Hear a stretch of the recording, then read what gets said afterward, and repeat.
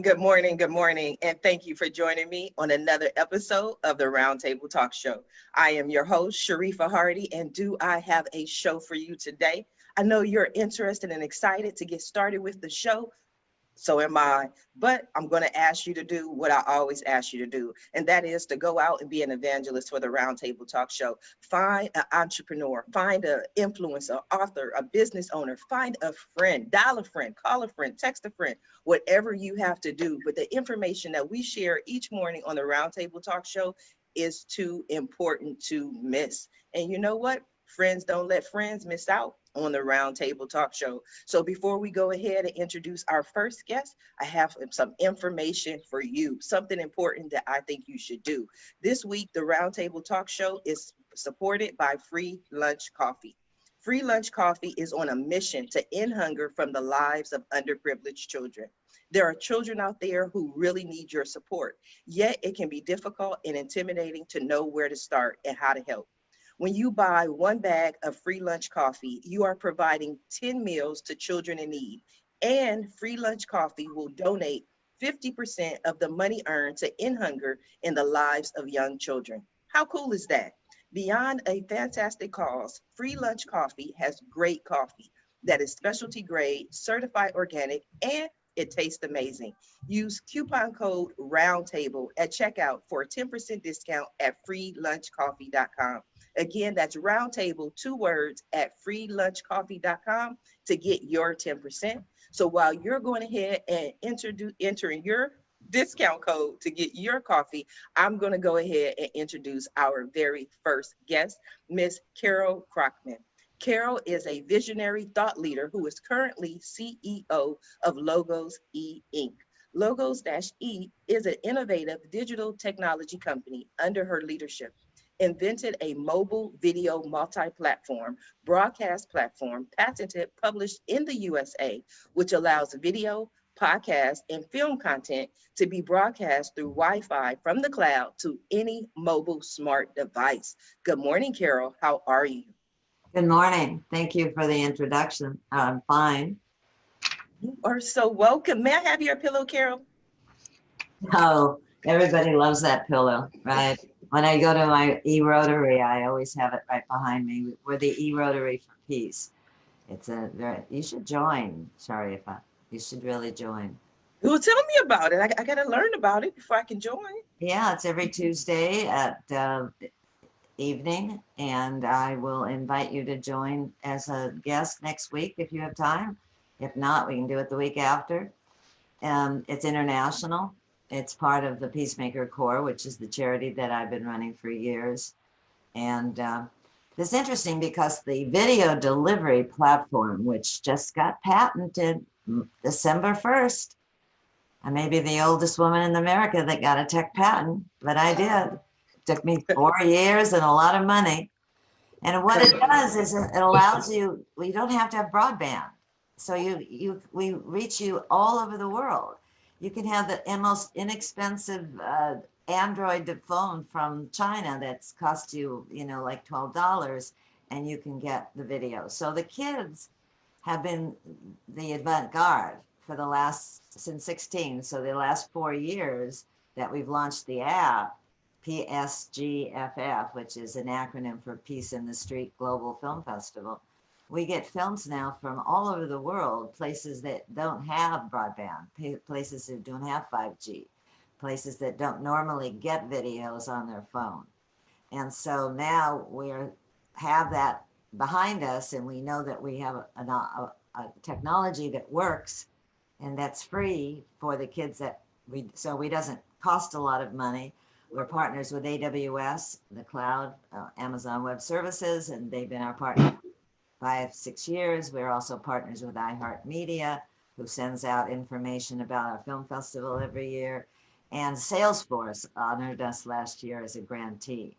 So the Peacemaker Corps has been a big change in the United Nations and in HUD. And now we have this film, we made a movie, and now we've been invited into a new cable channel that Charter is developing all over the country called Canela.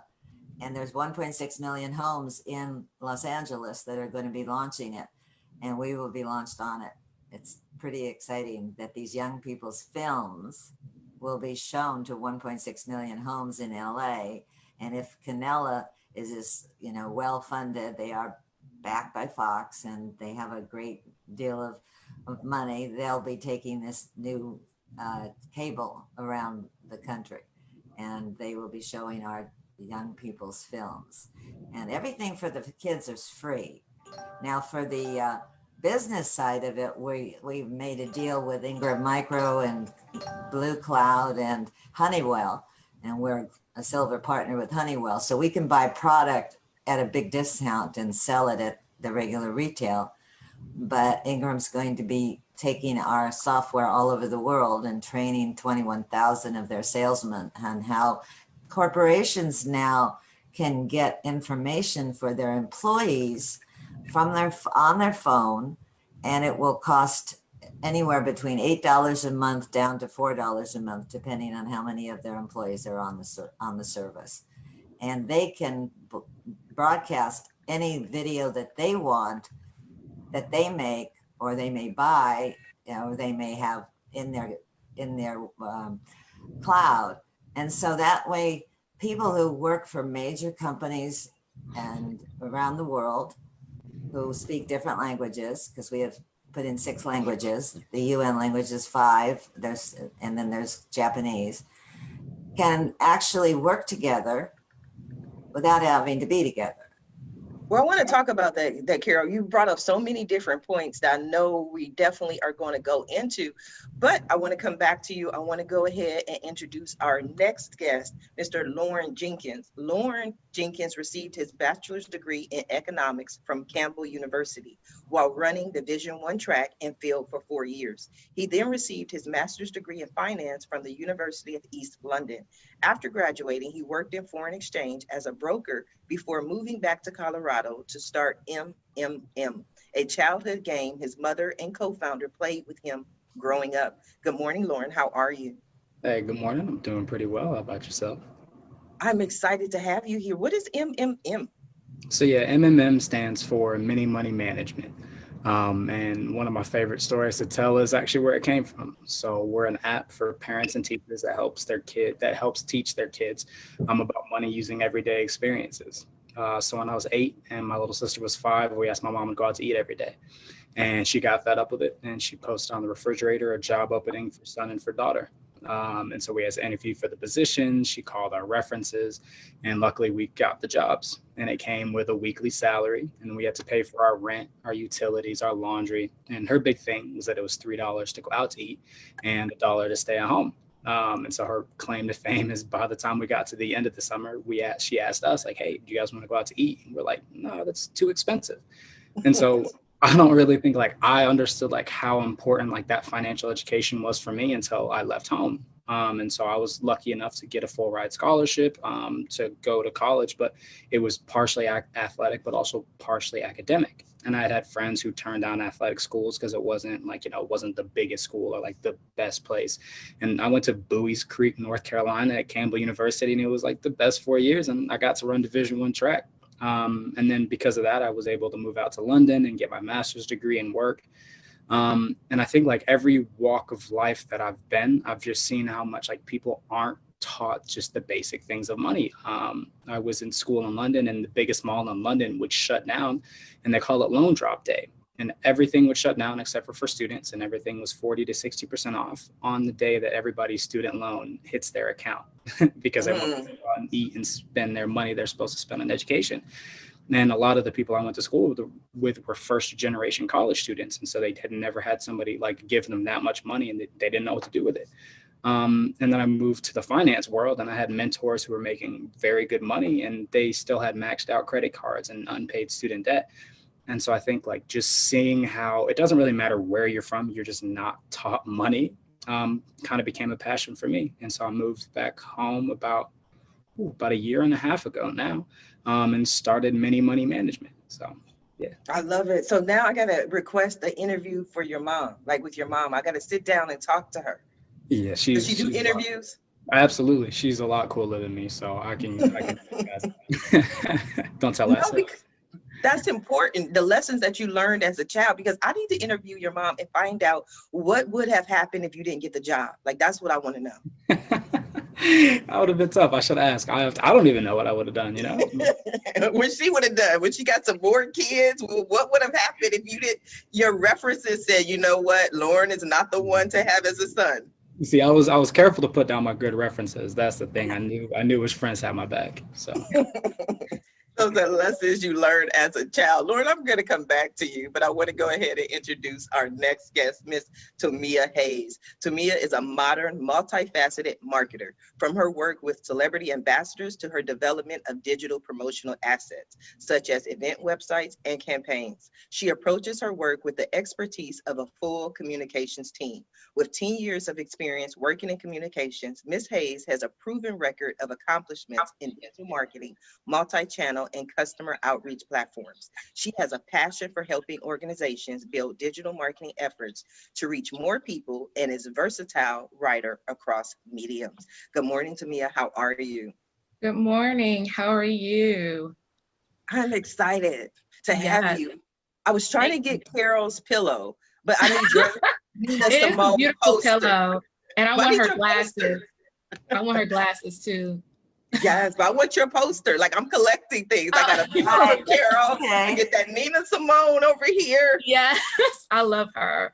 I just Yes. want to piggyback quickly off of Lawrence saying, oh my gosh, we were neighbors. I went to school in undergrad in North Carolina as well. I went to North Carolina Central in Durham. I don't know if you're familiar. yeah, I know Okay. exactly what it is. Yeah. Yes. But hi, my name is Tamia Hayes. Like I said, I went to undergrad in North Carolina Central University, and I earned my master's from American University here in Washington, D.C., which is where I'm from and where I live. My journey is kind of unique because initially I just wanted to be an entertainment journalist. Like, that was my dream. I was like, I'm going to New York. I'm gonna, work with, like, Rihanna's gonna be my dream client, do PR for her. That's the only way to get into that field. But unfortunately, once I've completed school, we found out that my mom had stage 4 lung cancer. So so she asked me to move back home with her to help her out. So, when I graduated, the economy was bad. So I started off in government. I worked, funny that you were telling us about, like, your political career. I worked for a politician for a little over a year.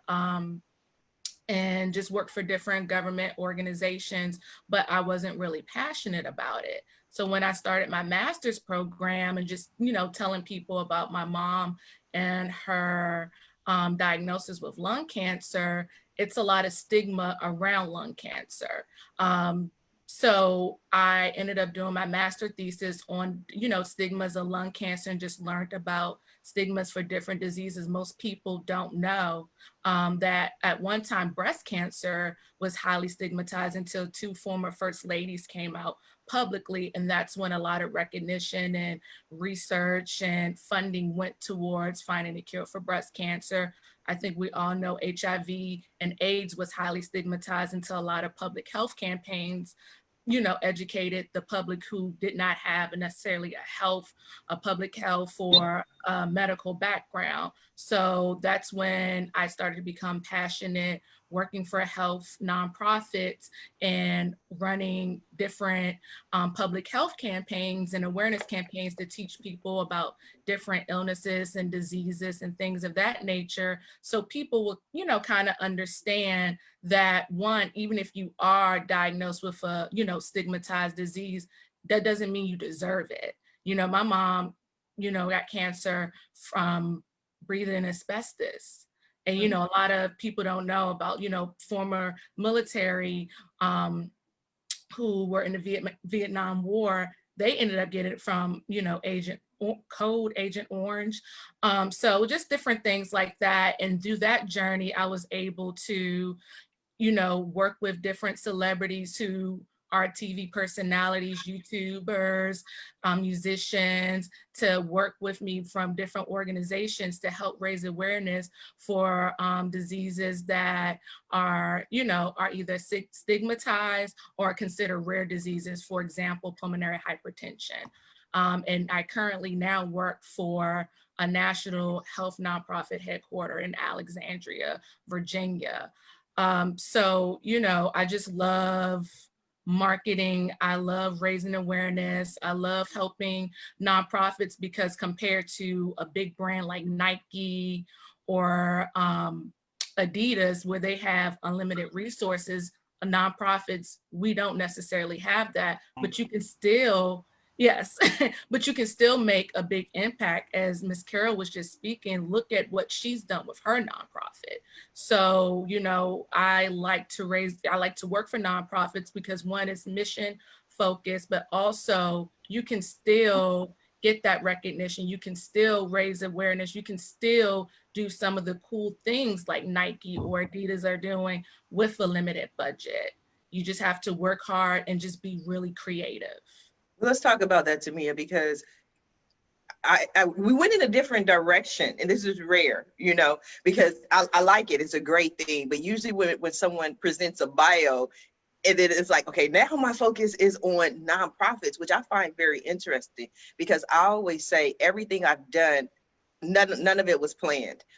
All I wanted to do 26 years ago was be a stay-at-home mom. That was my initial direction, and now I wound up here. So reading your bio, it's like there's a passion for marketing and business. But you're like, nope, let's help the people. Let's focus on nonprofits. Let's heal the world. So I like it. I'm going to come back to you, Tamia. I want to go ahead and introduce our next guest, Mr. Charles Tabb. Charles spent 30 years teaching English to middle and high school students. Once he retired from that career, he set out on the one he truly always wanted, that of a writer. He considers himself a multi-genre author, writing stories that range from humor to horror. His stories have been published by online literary journals, and his debut novel, Floating Twigs, A Boy, a Dog, and the Power of Love, was featured in the September 1st issue of Kirkus Reviews. Good morning, Charles. How are you? Good morning. It's wonderful to be here. Thank you. You're welcome. I need something around you. I need a pillow, a poster, something. How about my mug? Okay, I'll take that. I guess. Here's a copy of Floating Twigs. So I'll take that. I'll take that. yeah, I will gladly send you one. The dog, the man, the dog. A Boy, a Dog, and the Power of Love. Yeah, that's the subtitle. So yeah. Okay. So I get the boy, I get the dog. Let's talk about the power of love. Oh boy. Before I go into that, can I just say it's really interesting how the unexpected interconnectedness of people occurs. Yes. I did all of my teaching in North Carolina, most of it in Winston-Salem. So Oh, shoot. hello. Hello. But what's so interesting? Thank you for bringing that up, Charles, is that when I launched this show on the 30th of March, I was so nervous. I was like, how do you put together 5 complete strangers from 5 different backgrounds, 5 different industries, and have a conversation? And what I've learned over 150 odd shows is that we have more in common than we have that's different. That is so true. Now, to the power of love.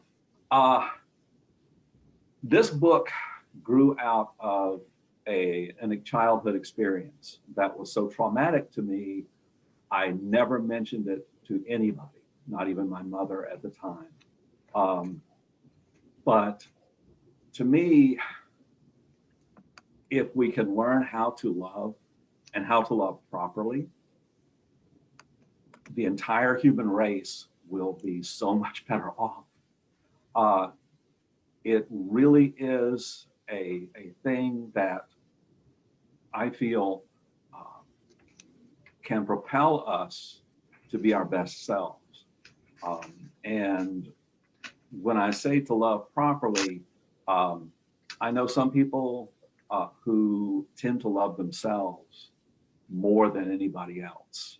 And that kind of selfish love is destructive. It's not only self-destructive, but destructive to the people around us. So as I wrote this book, I wanted to create a situation where this boy, who is the son of alcoholic parents, he's turning 13 at the beginning of the book, and he has like 40 strikes against him because of that.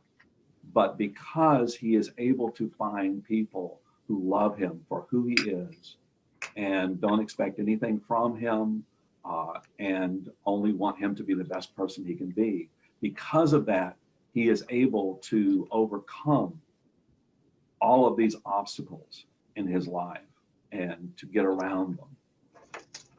And so with that idea, I set out to write a book. Like any writer of fiction, you write a book to change the world. And so I kind of kept that in my mind as I was writing the book, is I wanted people to read this and be affected by it. I think that's very interesting. I can hear passion. I can hear the emotion in your voice when you speak. Like, this is important to you. This matters. This is not something that you just got up one night, wrote a couple of hours, and put this book out there. But I want to go back to something you said, just for clarity's sake, when you said people who love themselves more than others. I always think of the example when you're on a plane. You always put your mask on first before you put on anybody else's, so I understand the aspect of, not loving other people, but aren't you supposed to love yourself the most? You are supposed to love yourself, and probably the most. I'm certain for that. But the situation is there are too many people that get caught up in only loving themselves, and everybody else's love is supposed to be focused back on them. That if they love someone, then that love needs to be returned, not only in kind, but perhaps tenfold. And I've known people like that, and I'm sure we all have, where, I mean, yes, we love ourselves. We should love ourselves. And it's important that we love ourselves, but not to the exclusion of everyone else.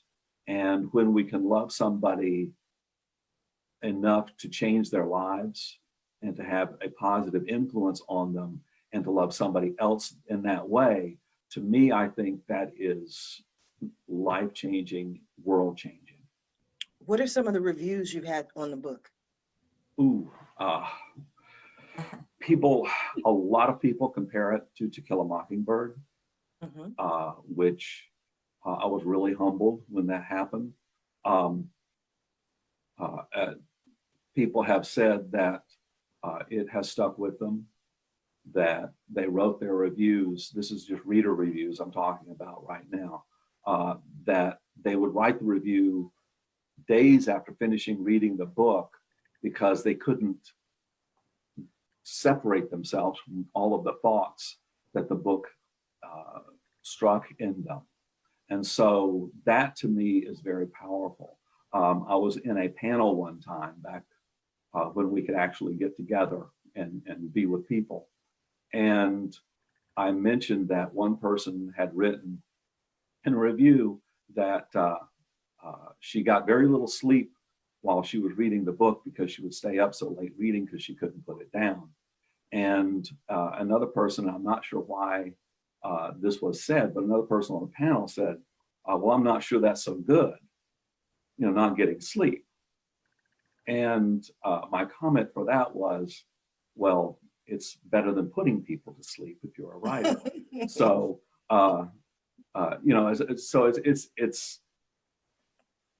I'm actually really humbled by the response it has gotten. It's been read by approximately 70,000 people. And that I know a publishing industry considers 10,000 to be good. So I think that's pretty good. And I'm wanting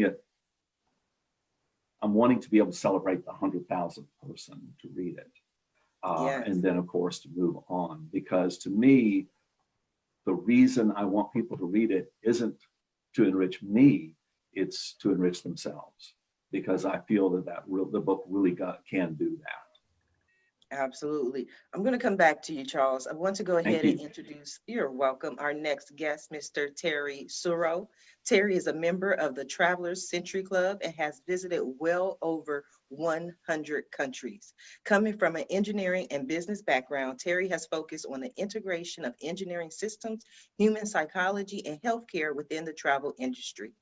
Terry met his wife skydiving and moved to her hometown of Buffalo, where he became one of the founders of TAP, Travel Awareness Psychology Research Group in the Buffalo Niagara Medical Campus. Good morning, Terry. How are you?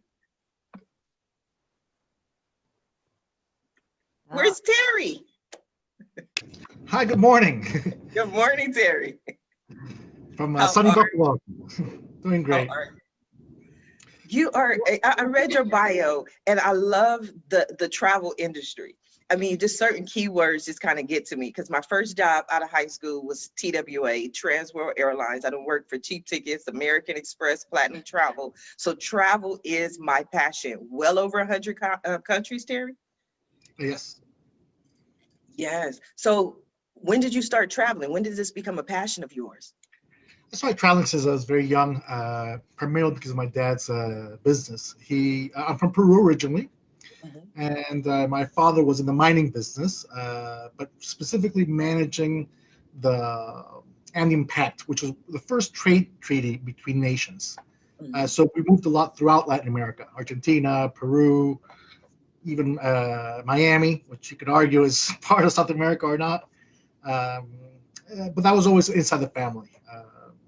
And I also had an uncle of mine who owned one of the largest travel agencies in Peru. So I was always exposed to it. And you enjoy it? Very much so. Not just from the feeling that it gives, but on the impact that it can have. And for that reason, actually, right now I'm embarrassed, I'm pissed, and I'm hopeful with everything that's going on. And I know the travel. Why are you embarrassed, though? Why are you embarrassed? Yeah. Tell you why I'm embarrassed.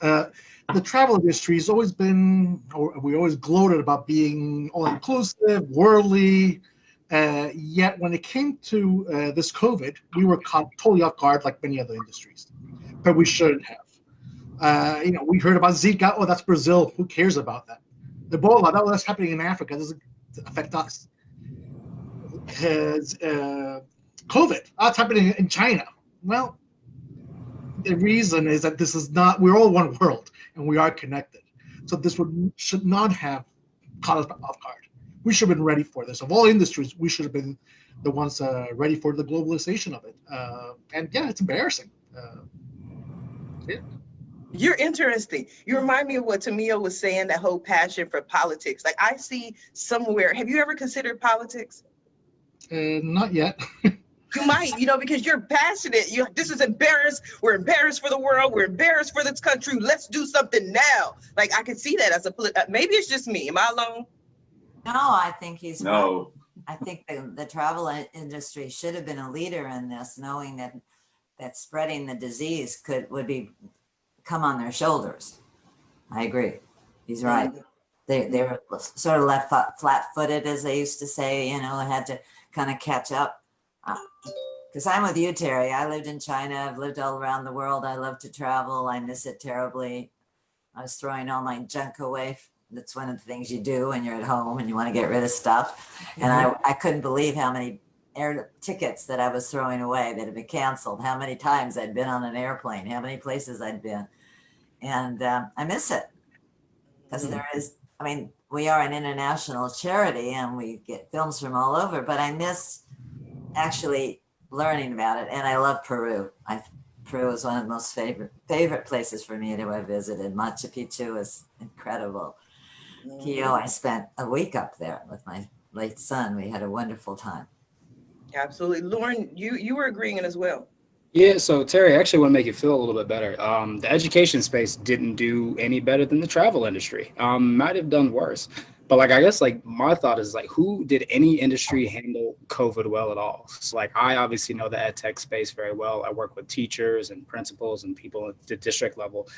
And if anybody, and they had an entire summer of like 3 months off to like essentially prepare for what was going to happen. Like they knew that the pandemic was a thing. It had started the school year before, and they had 3 months to do something, and nothing happened. So I mean, the travel industry didn't do it. The education sector didn't do it. I don't know. I mean, Retail didn't do it either. who didn't? Retail. Oh, Restaurants have probably been the best Yes. about it, and they get shut down more than any. Like, restaurants are the cleanest, they've been the most innovative, and they're like the first things that people shut down, which is just mind blowing to me. Yeah, We've absolutely. kind of gone about the whole thing backwards. So the Lord, response has been, I mean, we were caught with our pants down, but the problem was we'd had our pants down for months and didn't realize it. Mhm. Mhm. Terry, Tamir? Terry is right. I think the travel industry has always been very security conscious, very hands-on with the constituents and not only the employees but the people that was their customers. I mean, they're probably the most, I don't know, diligent about safety, and yet they couldn't. It took so long to come up with a plan. If they'd come with a plan and said, look, we're only going to sell half the seats and we're going to do this and we're going to do that, people would have been traveling and felt more comfortable traveling. and Carol, I would argue that there is no plan. This plan is still not set up. And that's ridiculous. I mean, for an industry that has been so focused, I mean, when you think about the small percentage of accidents that happen in air travel or train travel, I mean, it goes down. And they should have been leading the plan for safety for COVID. Really. We don't have anybody doing that right now. And that's what I hear from the kids when they send us this year's videos. Very much involved with why is somebody not taking charge of this across the world? Carol, that's exactly what we're trying to do. And we basically start a coalition of independent operators, basically trying to bypass all the politics, cross-cultural, cross-national politics, to create a solution in which we can. Yes, we were affected. Yes, it was horrible for us not to be ready for it. At the same time, I think we're critical for the solution of it. Not just from, as Charles mentioned, about love, but also teaches empathy. And it really ties back to our own communities, politically and socioeconomically. When you understand what's going on in the world, it's easier to sympathize and empathize with that going home. It reminds me of one of the research studies that we did, which involved families going to developing countries. And we had families who were telling us that their teenager, the child was too young for this trip. And it bothered me personally. I'm like, no, travel's good. Why are they saying this? But it was more than one family. We heard this as a constant theme for many of them.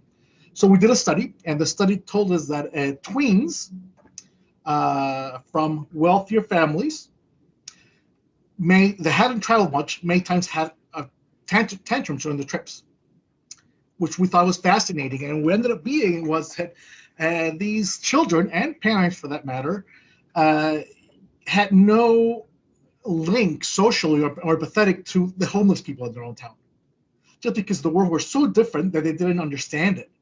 So when they were faced with suddenly poverty or developing countries, many of the children were confused by it. For the first time, they're a minority.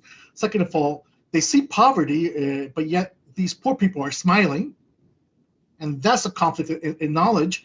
So what happens is that everything we've been taught as children is study hard, get good grades, get good university in North Carolina or anywhere else,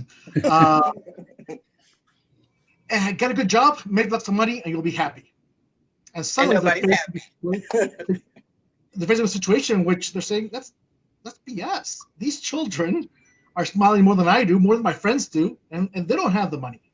So in the middle of the trip, they'll start lashing out at mom and dad just because their core values are being challenged. So they feel lied to. They can't vocalize it. They don't even know it, but it shows that way in the trip. And through the correct design, that can be solved. Let's talk about that a little bit, because we also reference the more than love. So I want to go over to Charles and give Charles an opportunity to respond. One of the things that you mentioned, Charles, was that there was a situation, an incident, or something happened with your childhood that brought this to your attention. So when you were writing this book, when you started the process to write this book, how did you come up with the realization that love was the answer to all of these situations? Through 60 years of living, really. That was an honest answer. That was really. honest. I mean, it's just a situation. I taught for 30 years, and I loved my students. A lot of them are my Facebook friends now. I would tell them after they graduated, I said, I will not ask to friend you, but if you would like to friend me, you can. And I dare say any of them that you asked, did Mr. Tab love you? They would say yes. And to me, it made all the difference in my teaching, because there's a saying in education, the kids don't care what you know until they know you care. And I really took that to heart. I was just raised to care about people, to love people. And to be honest, I was not really raised in an extremely religious home. Not to say that my parents weren't religious in some facet, but it wasn't like we're very religious kind of people. So it wasn't that Jesus tells you to love. I'm not trying to downplay that, but it was really a case of it's the human thing to do is to love people. Yes, even if you're a spoiled, rotten brat who has everything, and you go to this other country where they have nothing, it's still in us to love. Yeah, I mean, the reason I did not tell my mother about the incident that was so traumatic to me is I knew it would also be traumatic to her to know that I had lived through that incident. And so it was always, I mean, and I wasn't even 11 years old yet when that happened, but I was raised to understand that what you say and what you do affects people, whether you want it to or not. Absolutely. And it's like I have a lot of keepsakes from students that were to remind me that even the quietest student in my class was important in getting things from what I said. Absolutely, absolutely. I want to go over to Tamia. You've been so quiet, but you came out and you led with your passion, because I'm thinking we're going to get all the marketing strategies, tips, guidelines. You're going to start selling us, and you're like, you know what? I changed my life. I stopped everything for my mom, which is kind of what Charles was saying. Even as a child, he was a protector of his mom. He wanted to protect her memory and her thoughts. Tamia, what are your thoughts so far on the conversation, specifically what Terry was mentioning as far as travel and the way the children responded? To piggyback off of Lorne, more specifically, I definitely agreed that the education sector was not prepared. I have a 6-year-old son, and literally, the school year starts in August. We found out late July that he's going to be 100% remote learning, and that, okay, we got to hurry up and get these type of supplies. I'm like, they gave us everything at the last minute. And because of COVID, thankfully, I was already in the mind space of, I already know he's going to be working from, learning from home. I was proactive in ordering things early, for example, like a desk for him to have at home. And then literally once this, the schools made the announcements, the desks were back ordered until October. And I feel like the school systems knew in a sense that these kids weren't going back. It's not safe for them to go back. So why are you telling us parents? Because not all parents have the luxury or can afford some of these items.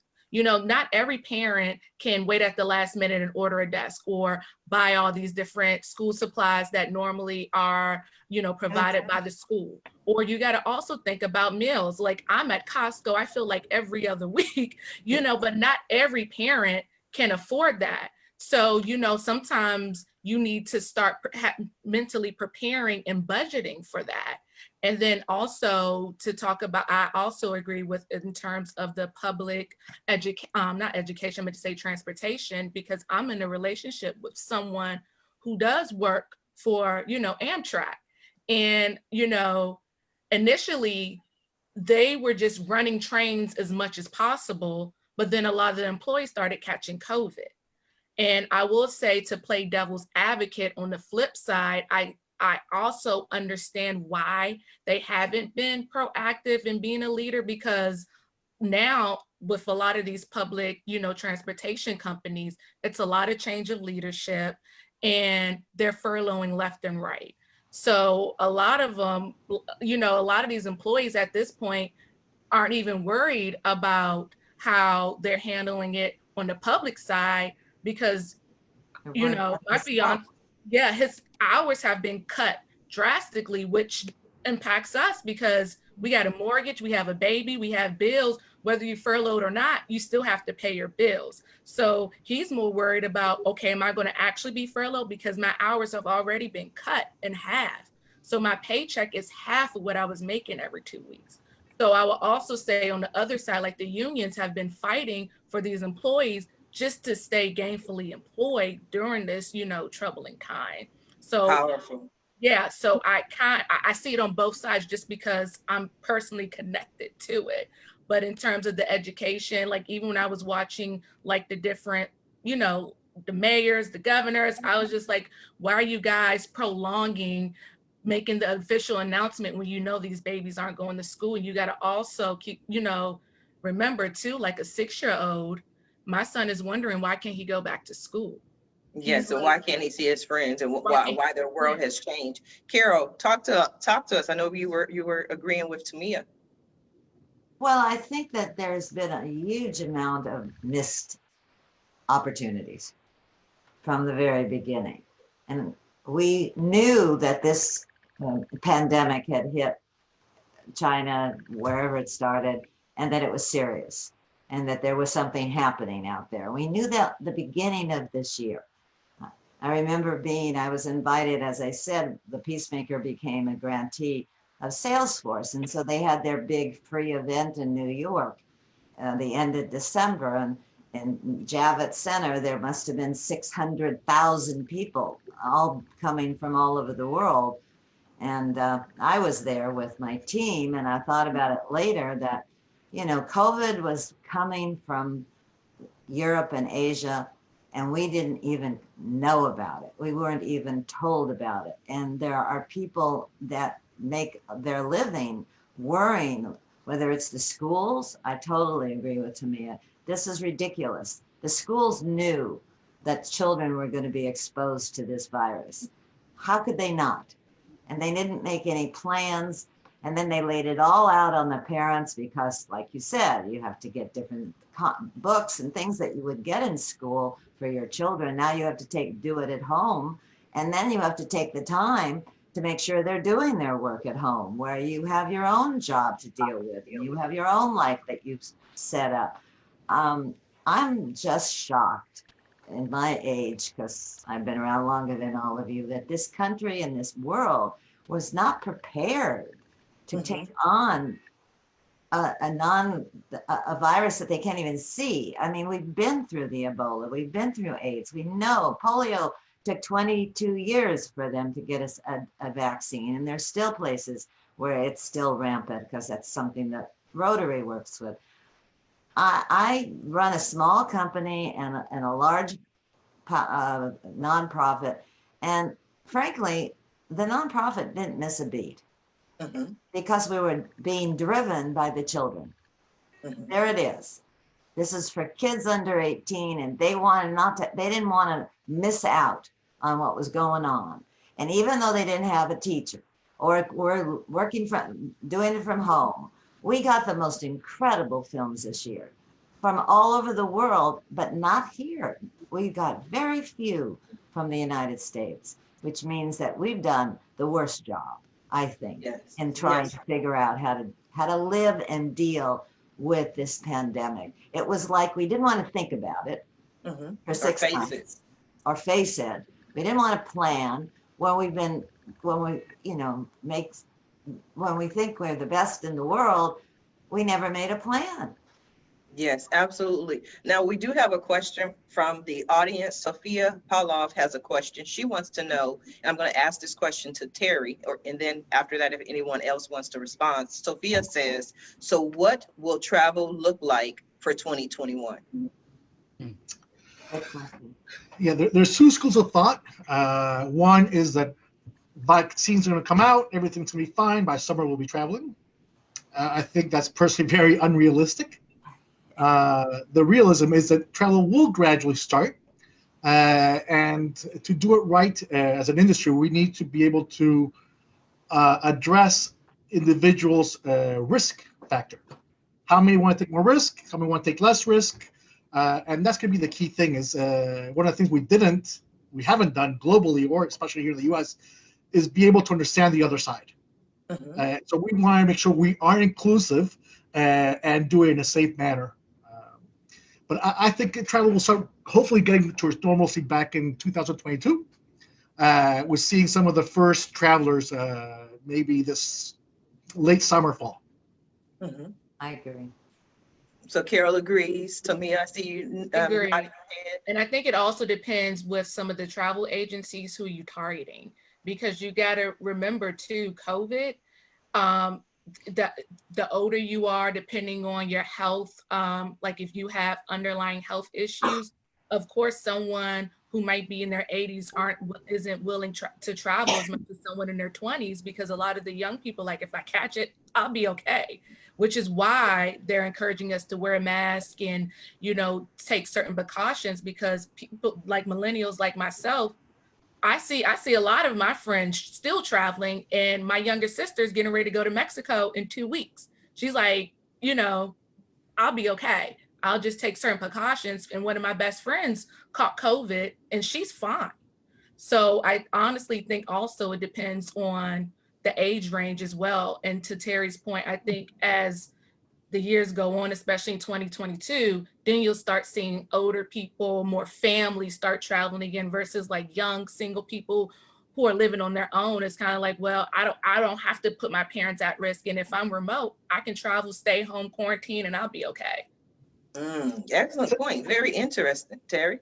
To add to that, though, yes, of course, age has a big factor in it, but it's also your beliefs. Not to get blue or red, some people are more risk averse, and so industry, we're first very much against the spreading of COVID. But I was talking to one of our partners in Mexico, saying, as much as I am considered probably liberal, it's the conservatives or the people who are traveling right now, which are disregarding COVID, who are keeping our companies alive. So I don't think it's as simple as just age. It goes back to the fundamental of people. We're different, and we need to find a way in which we can respect that. And those who want to travel, irresponsible or not, according to my beliefs, there should be a way in which we do it as safe as possible. And that's the whole notion. That's why we started with travel COVID safe.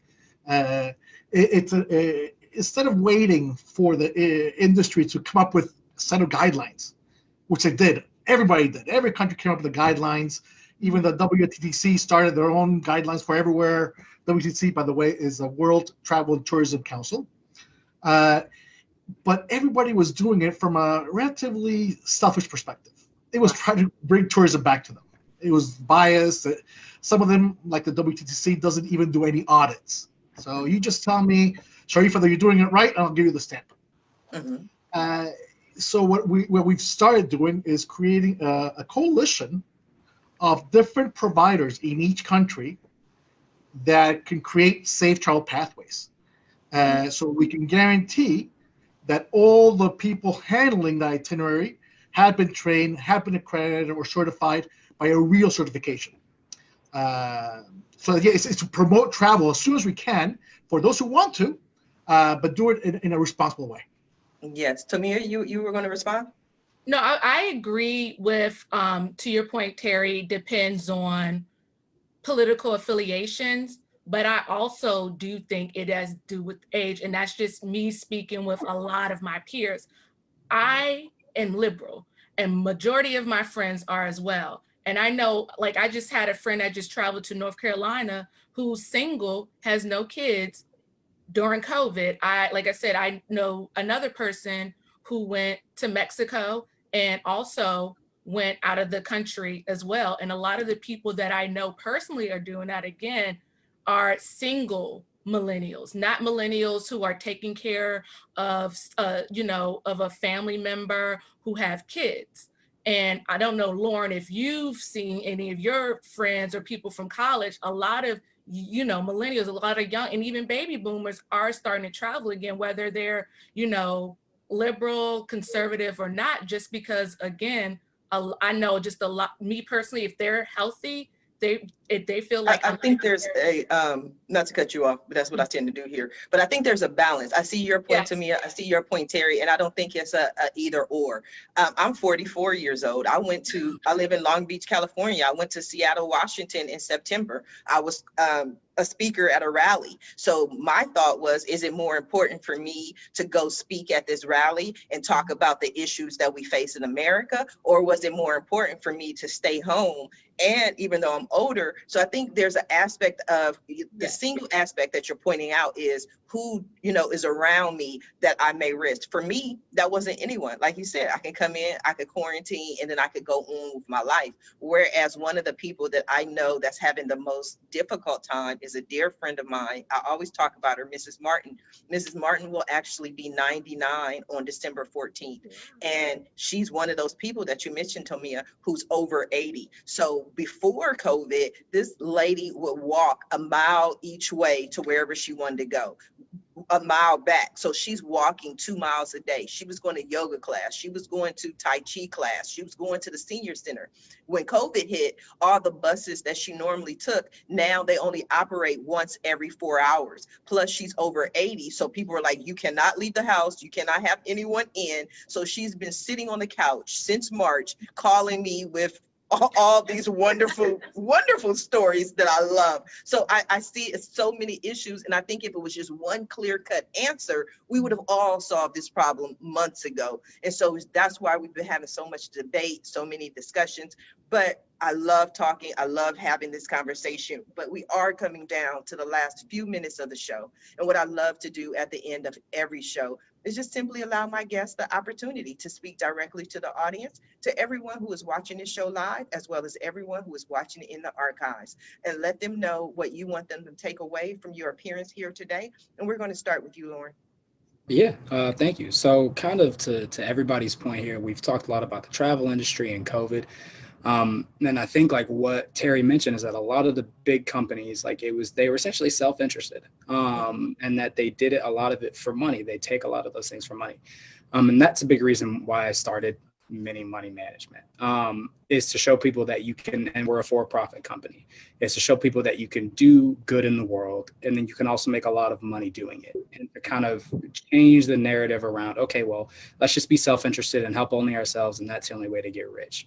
So yeah, if you're a parent who has kids, please check out the app. It's just minimoneymanagement.com. We also partner with banks, credit unions, influencers, insurance agents. Like, our biggest thing is whoever cares about teaching kids about finances, just get in contact, because I think a lot of the problems that we see today all kind of come back to the misuse and the greed around money. So, I mean, there's a lot of things that we touched on today where I think the root of it is money, and that's why we do what we do. So yeah, go to minimoneymanagement.com and check it out. Yes, I'll definitely be having that conversation because I'm passionate. So we'll see if we can work out some kind of partnership. Charles, what do you have for us? Well, first of all, you need to care about everybody, please. Wearing a mask is not the government trying to control you. It is an expectation that you're human and that you care about yourself and others. If you get COVID and it doesn't affect you, wonderful, but it might kill your grandparents. And they might get it from you. So please don't do that. Learn to love, learn to care. I do write in a variety of genres. I also have a detective series that's out that's very different from Floating Twigs. I've got another book that's coming out early 2021 called Canary's Song. That's canaries with the apostrophe after the S, plural. So I'm here promoting myself and my books. So please go to charlestab.com. That's 2 B's in tab, and check it out. And you can sign up for my newsletter. It's very brief. It's very like interpersonal relationship kind of talk. And I do recommend books while I'm in there as well. So it only comes out once a month. So if you want to sign up for the newsletter, that would be great too. Thank you very much. You are very welcome. They can sign up at charlestab.com. Thank you, Charles. Tomia, what do you have for us? Like Charles said, just be careful, be mindful of others during this challenging time.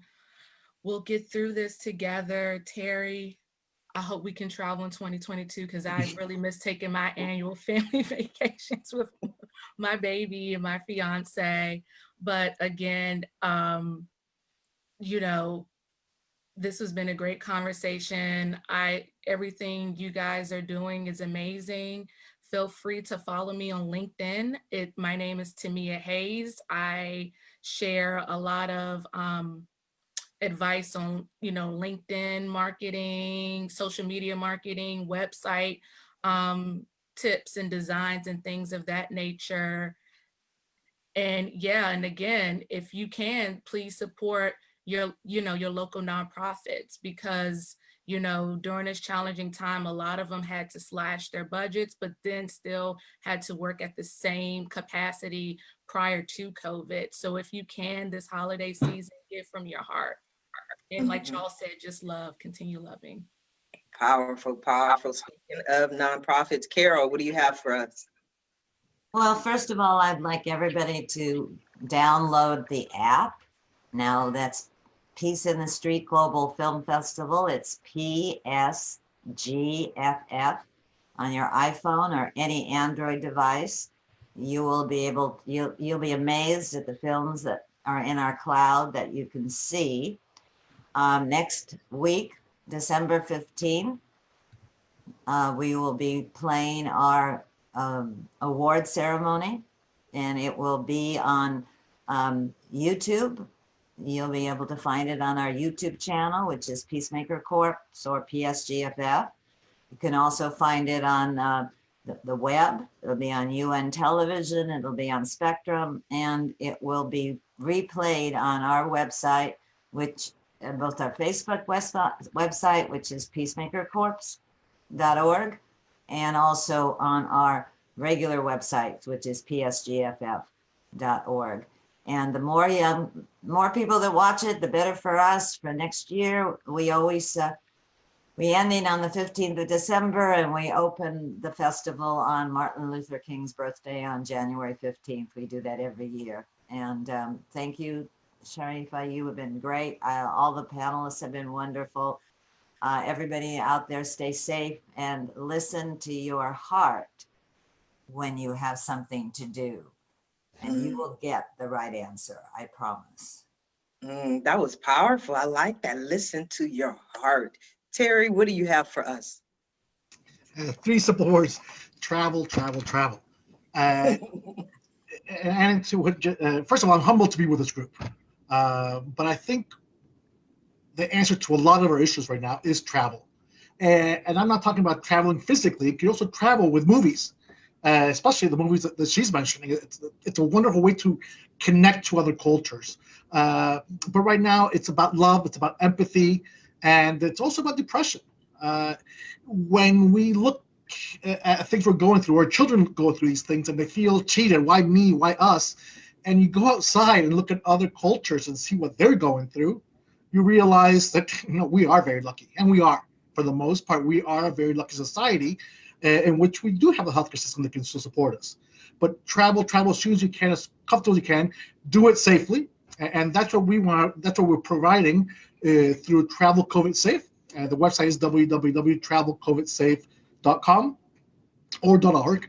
And it's just a way in which you can find out how to travel as safe as you want to or can. Yes, I have to check it out. My brother lives in Australia and he is so restless because he's used to traveling the world. And right now he cannot leave Australia. So he's like, man, I have to get out of here. So I definitely understand. I definitely agree. This was a great show. I want to thank you all for being guests on today's episode of the Roundtable Talk Show. And I especially want to thank everyone who tuned in to watch this show live, as well as everyone who is watching it in the archives. We definitely appreciate your support, but please don't just watch the show. Don't just share the show. Please visit our guests, visit their websites, follow them on social media. They came here this morning to help you, to provide you with information, knowledge, and guidance for your life. So support them. Their information is in the Facebook post. Now, if you're interested in more ways that I might be able to help your business, or maybe you want to pick up your tickets to my New Year, New You 2-day teleconference on December 29th and 30th, or maybe you want to be a guest on the Roundtable Talk Show, please visit my website at asksharifa.com. Until tomorrow morning at 8 a.m. Pacific, everyone have a safe and a blessed day. Bye now.